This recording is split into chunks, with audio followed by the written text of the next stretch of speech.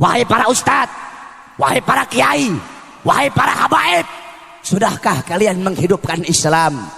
Sudahkah kalian menghidupkan dakwah? Sudahkah kalian menghidupkan agama? Sudahkah kalian ikhlas? Sudahkah kalian insaf? Sudahkah kalian jadikan aku sebagai tujuan kalian? Atau sebaliknya, kalian bukan menghidupkan Islam, tapi kalian cari hidup dalam Islam. Kalian bukan menghidupkan dakwah, kalian cari hidup dalam dakwah. Kalian bukan menghidupkan agama, kalian cari hidup dalam agama. Dakwah, agama, Islam kalian jadikan sebagai untuk memuaskan isi perut kalian. Jokowi, jangan sombong sama pangkat. Megawati, jangan sombong sama pangkat. Tito, jangan sombong sama pangkat dan jabatan kamu. Di atas kalian ada Allah. Jokowi di akhirat dipites kayak kutu sama Allah Subhanahu wa taala.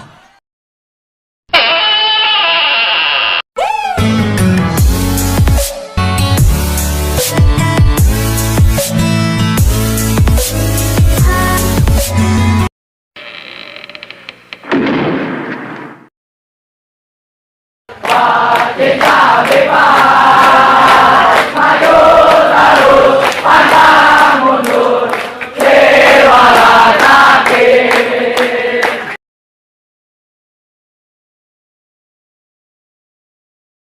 Satu persatu oleh Allah, ulama, pejabat, orang tua, semuanya dimintai pertanggungjawaban oleh Allah Subhanahu wa taala. Pertama, Allah bertanya kepada para ulama. Pertama, Allah bertanya kepada para kiai, para ustadz, para habaib, dikumpulkan satu persatu, ditanya oleh Allah Subhanahu wa taala. Wahai para ustadz, wahai para kiai, wahai para habaib, sudahkah kalian menghidupkan Islam? Sudahkah kalian menghidupkan dakwah? Sudahkah kalian menghidupkan agama? Sudahkah kalian ikhlas? Sudahkah kalian insaf? Sudahkah kalian jadikan aku sebagai tujuan kalian? Atau sebaliknya, kalian bukan menghidupkan Islam, tapi kalian cari hidup dalam Islam. Kalian bukan menghidupkan dakwah, kalian cari hidup dalam dakwah. Kalian bukan menghidupkan agama, kalian cari hidup dalam agama. Dakwah, agama, Islam kalian jadikan sebagai untuk memuaskan isi perut kalian, untuk memuaskan hawa nafsu syaitan kalian, kata Allah Subhanahu wa taala. Ditunjuk, oh kata Allah, ini nih ustadznya Ahok nih. Ini nih kiai yang dulu dukung Ahok nih. Ini nih kiai-kiai yang jadi anjing-anjingnya pejabat ini. Ini kiai-kiai yang berdiri depan pintu surga, berdiri depan pintu penguasa dengan harapan sebagian daripada harta mereka, sehingga yang halal mereka bilang haram, yang haram engkau bilang halal, yang hak engkau bilang batil, yang batil engkau bilang hak, kata Allah. Kamu kera-kera bersorban, kamu ustadz jahanam, kamu kiai bangsat, kata Allah Subhanahu wa taala. Oh, ini nih kiai ngaku NU tapi bela Ahok nih, kata Allah. NU yang lurus nggak bakal pilih Ahok, saudara-saudara. NU yang lurus tidak bakal bela Ahok. Kalau ada ustadz atau kiai ngaku NU bela Ahok, itu bukan Nahdlatul Ulama, nasi uduk itu, saudara-saudara.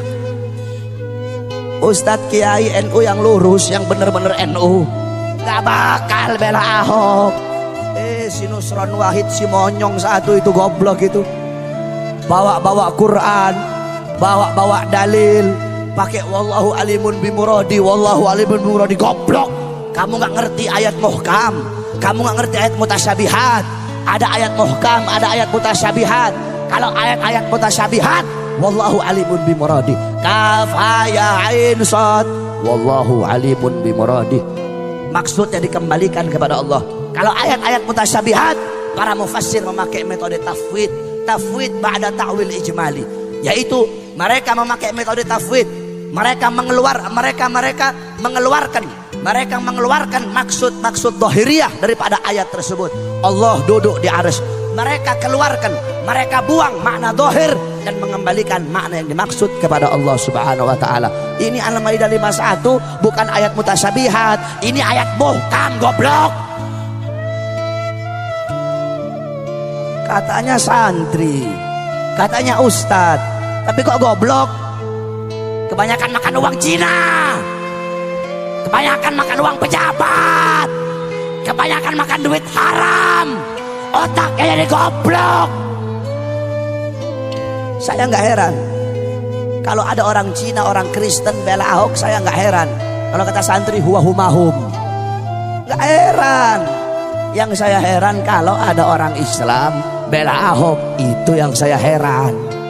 Kalau ada orang Islam mati-matian bela Ahok, berarti itu orang lebih bangsat dari Ahok, saudara-saudara.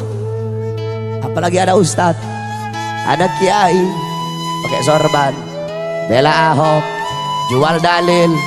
Kalau ada ustadz kiai bela Ahok, itu ustadz, itu kiai lebih bajingan dari Ahok, saudara-saudara. Kenapa? Ahok ini musuh nyata. Nah ini kera-kera bersorban ini yang ngebela Ahok, ini musuh-musuh dalam selimut ini, saudara-saudara. Kamu tahu, andaikan saudara-saudara, ini ustadz-ustadz yang bela Ahok nih, andaikan nih Ahok dan sekutunya menang nih, yang bakal diusir, yang bakal diusir, dibunuh duluan ini ustadz-ustadz yang didukung dia. Kenapa? Bangsa kamu sendiri aja kamu khianati, apalagi kita, kata Ahok. Rakyat kamu sendiri aja kamu khianati, apalagi kita, kata Ahok. Makanya tobat kalian, ustadz-ustadz gara-gara bersorban dukung Ahok, tobat kamu, tobat. Kenapa kamu takut gak makan?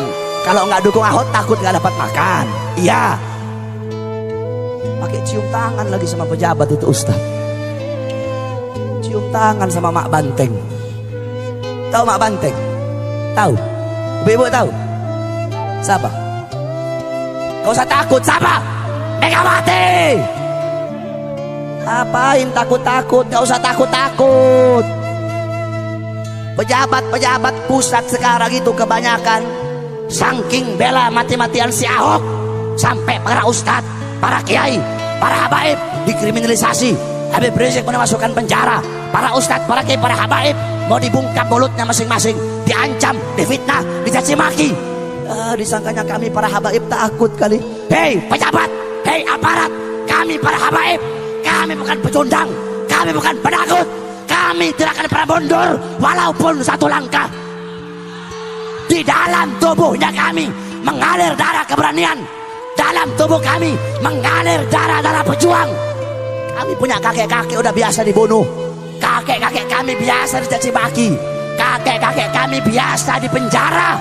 Kami punya kakek Sayyidina Ali bin Abi Thalib difitnah, dicaci maki di mimbar-mimbar sampai beliau dibunuh. Beliau dibunuh. Kenapa beliau dibunuh? Beliau dibunuh karena beliau dengan lantang menyuarakan kebenaran melawan para pejabat-pejabat yang zalim, saudara-saudara. Kami punya datuk Sayyidina Hasan bin Ali, beliau wafat diracun. Diracun. Kenapa beliau mati diracun? Beliau mati diracun, beliau dibunuh karena beliau dengan lantang menyuarakan kebenaran melawan para pemerintah-pemerintah yang zalim. Kami punya kakek Sayyidina Husain bin Ali, Husain bin Fatimah binti Rasulullah. Beliau wafat dibunuh, dipenggal kepalanya, saudara-saudara. Terpisah kepala dengan jasadnya. Kenapa beliau dibunuh?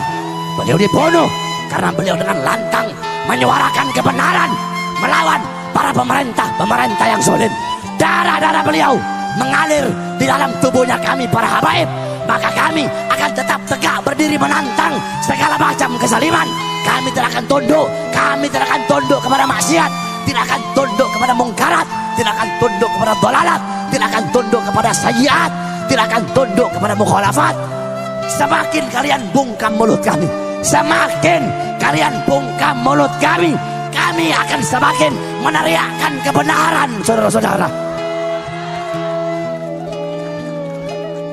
Jikalau kalian maju satu langkah untuk melawan para ulama kami, maju satu langkah untuk melawan para kiai kami, maju satu langkah untuk melawan para habaib kami, maka kami umat Islam, kami para santri maju 1000 langkah untuk melawan kalian. Allahu Akbar. Jangan macam-macam kamu sama santri, sama ulama. Indonesia, tanah Indonesia telah dicuci dengan darah para ulama, dicuci dengan darah para santri, dicuci dengan darah para pahlawan. Kalian duduk petentang-petenteng, ngambil manisnya doang, pakai sok-sokan lagi memusuhin para ulama. Jangan sombong sama pangkat kamu. Jokowi, jangan sombong sama pangkat.